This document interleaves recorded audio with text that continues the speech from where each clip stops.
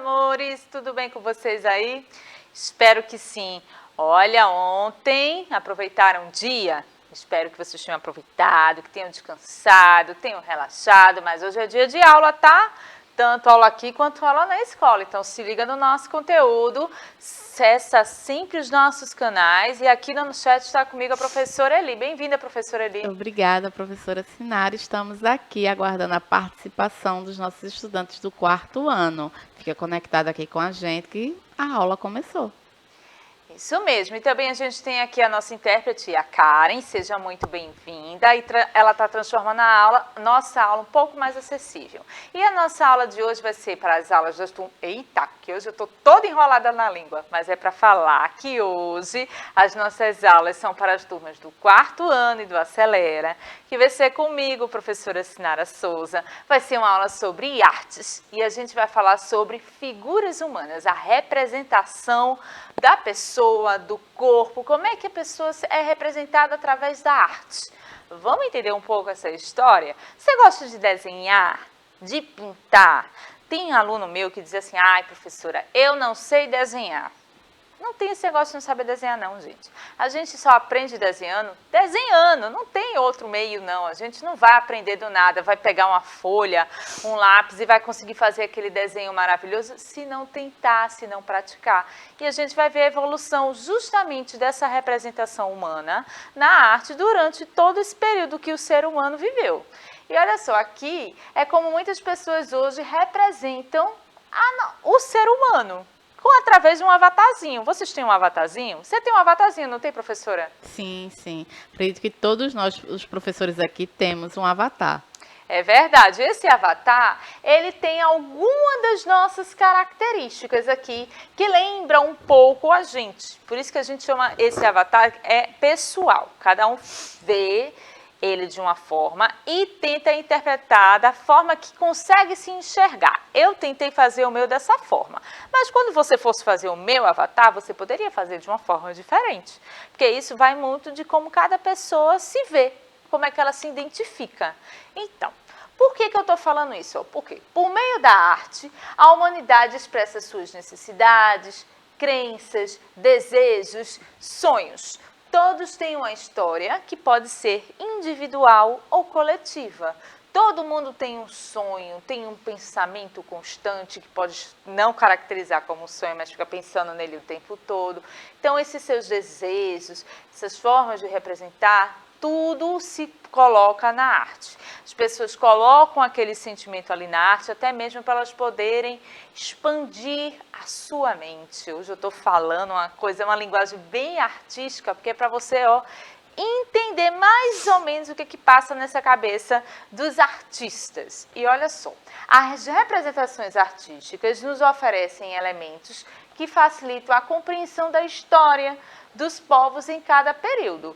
Porque, gente, quando eu falo para vocês esse desejo que eu estou falando aqui, os desejos variam de tempos para outros. Por exemplo, antigamente as pessoas tinham desejo de ter casa, de ter proteção. Hoje o desejo pode ser o quê?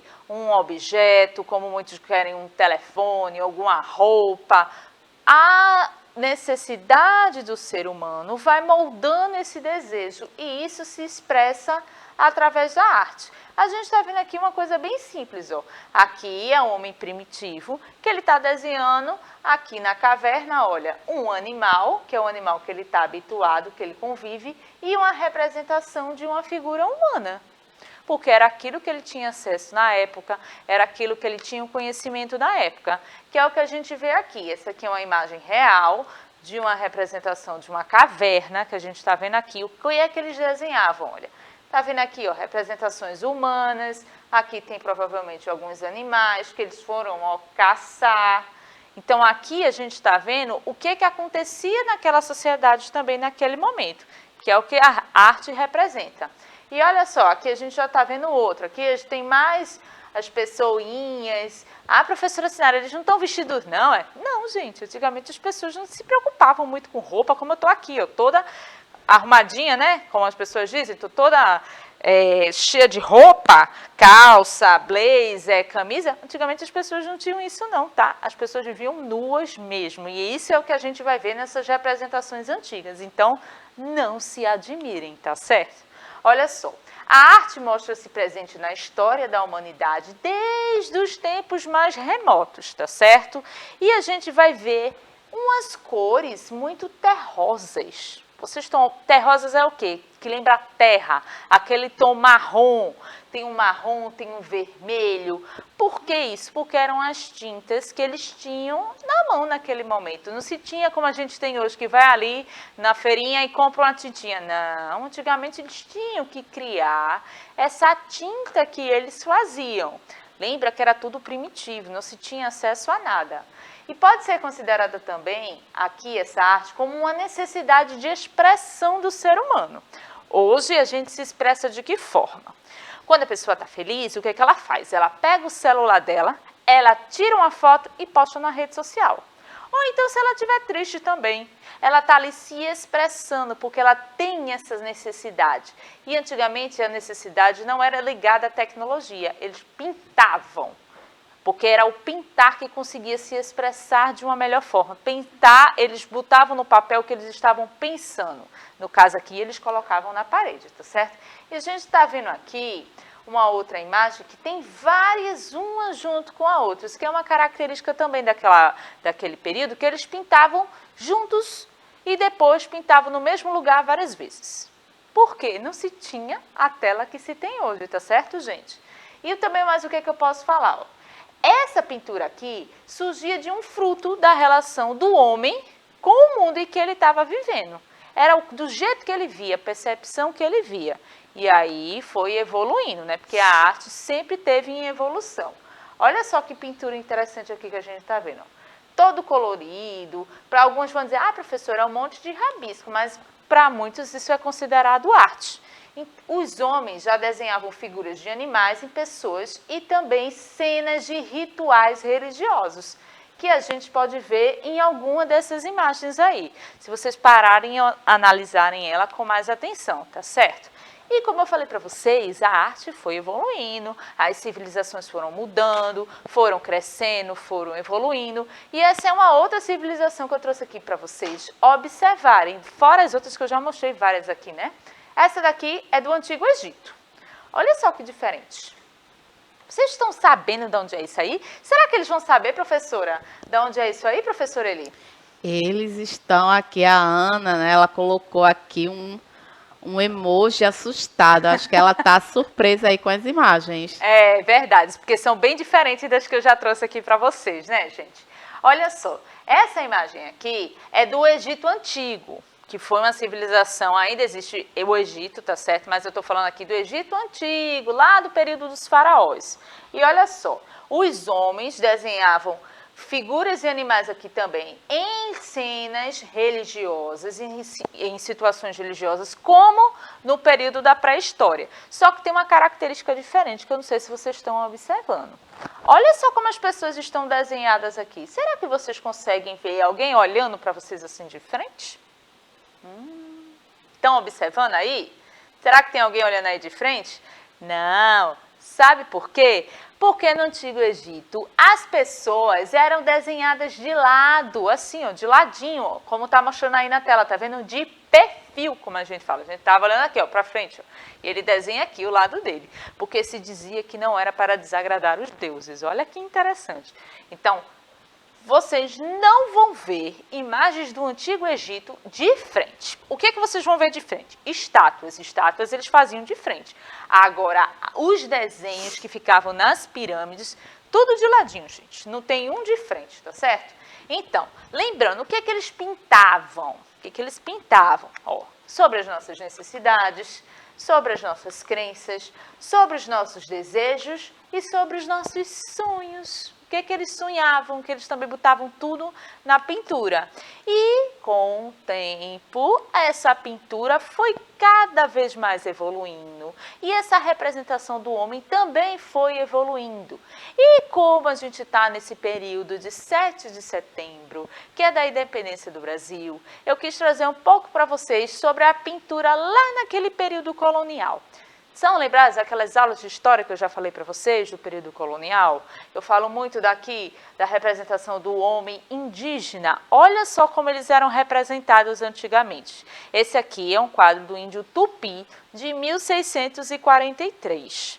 E olha só, essa pintora aqui, que é o Albert Eknocht, ele conseguiu trazer uma coisa muito diferente naquela época. Ele conseguiu mostrar de verdade como era o homem indígena.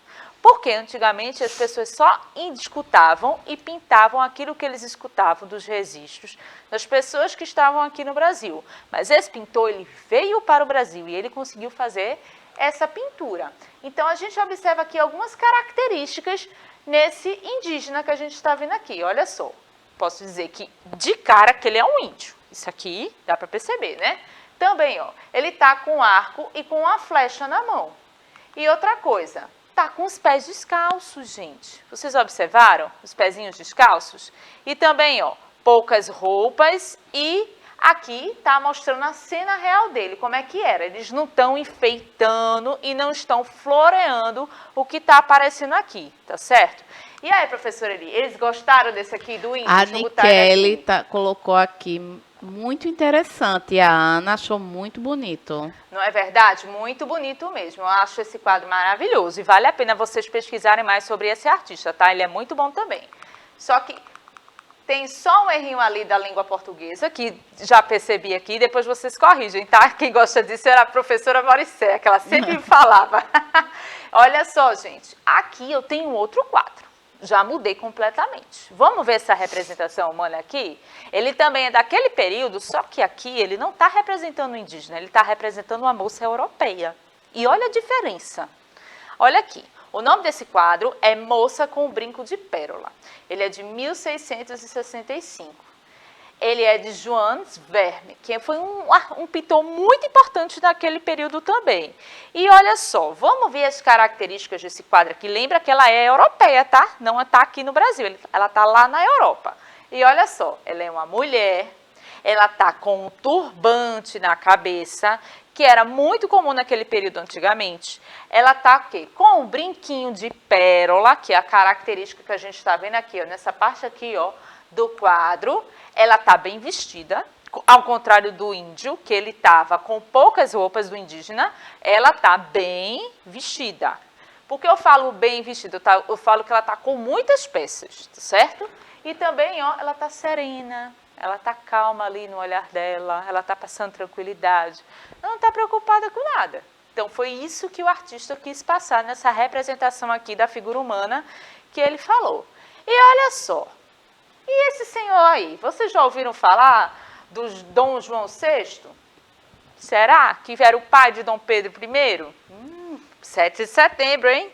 Vão lembrando aí, que é desse período. Olha só, aqui o negócio já fica bem diferente do indígena e daquela mulher. Por quê? Aqui a gente está falando de realeza, gente. E olha só a pompa que esse cidadão está aqui. Por quê? Debré, quando pintou esse quadro, ele quis representar a monarquia que tinha aqui no Brasil naquele período. Então, quando a gente observa esse quadro, a gente vai ver que tem umas características bem interessantes. Ó. Ele é um senhor europeu, certo? Ele está com um cetro na mão, que é esse aqui, ó.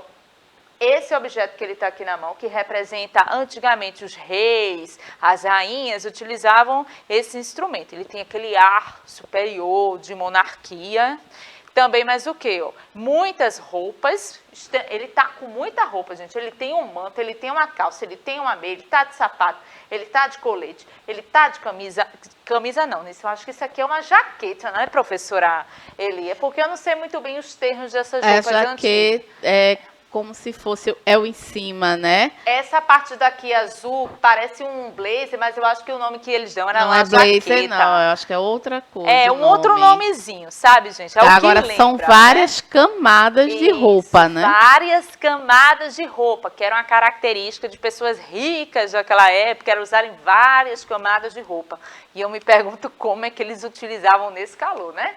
E olha só, ele também tá aparecendo aquele ar de nobreza, de superior. Ele tá olhando assim, ó, por cima da carne seca. Por quê? Porque ele era o imperador da época, ele mandava e desmandava aqui no Brasil.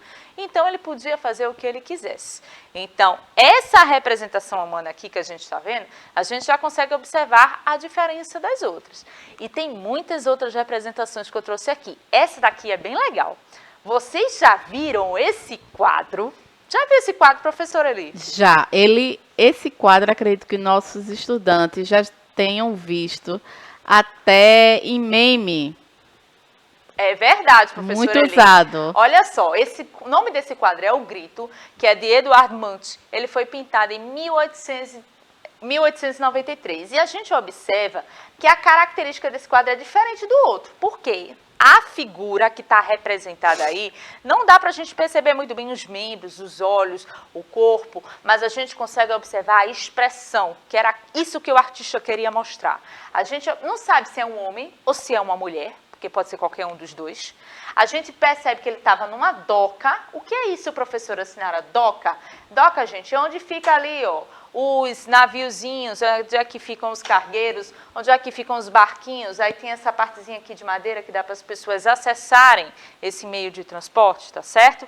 A gente percebe que esse ser, ele está num desespero, porque ele está até com as mãos assim, ó, no rosto, ele está desesperado. Também, ó, aquela angústia, a gente olha, a gente já fica angustiado, né? Porque a gente não sabe nem como é que pode ajudar essa figura. E também lá atrás, ele quis colocar um pouquinho do pôr do sol. Então, a gente observa que existem essas diferenças nessas representações humanas. E existem vários tipos de representações humanas. Você já conseguiu fazer a sua? Já desenhou alguma coisa assim, professora Eli, de representação?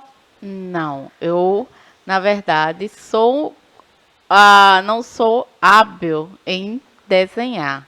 Não sou muito desde criança.